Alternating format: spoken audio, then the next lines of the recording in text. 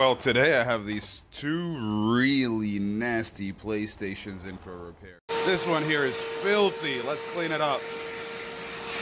Now that I can even touch it, yeah, the HDMI port is broken. Let's take it apart. I do vacuum every step of the way. We're down to this small motherboard here. I believe that this one is the one that they're going to use on the PlayStation Slim. Look how small it is. It's the size of my hand. And the liquid metal here has huge dry spots on this one for some reason. However, let's remove this one. The port is removed. Let's clean this up. I got the brand new port here. I usually use two hands to install these, but I couldn't take a video while it popped from me.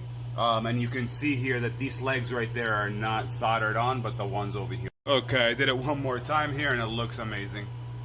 Let's put it together and test. Yeah, we gotta fix this liquid metal problem. The APU looks better here. And the heatsink gave me a hard time. Well, I plugged it up here, powered it on, and I don't see anything on the screen. That's a first. The tester says it's okay.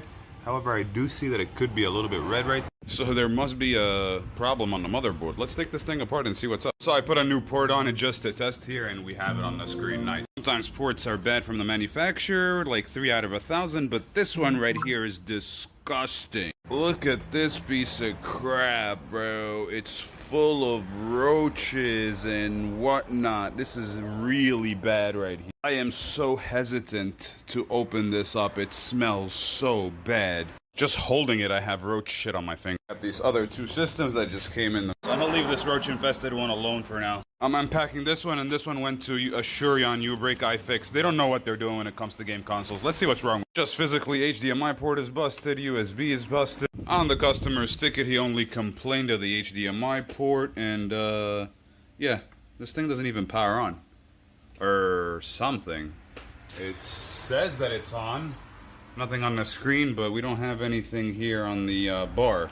So yeah, let's take this thing up. So not only that it went to like 2 different U-Break iFixes, I repaired it for this guy before. This is our freaking tag. Some people really destroy their system. Yeah, well, we don't have light on the light bar because the last person who touched it ripped that cable right here, the flight. These PlayStation 5's are really not made to last. This liquid metal stuff is no good. I had to take a look under the microscope on this one. It has a trace here that needs to be retraced, so there's trace work necessary after. So the new port is installed here. Now we need to run that trace here, but something looks funny there. My multimeter here I tested, and luckily it's not shorted to ground.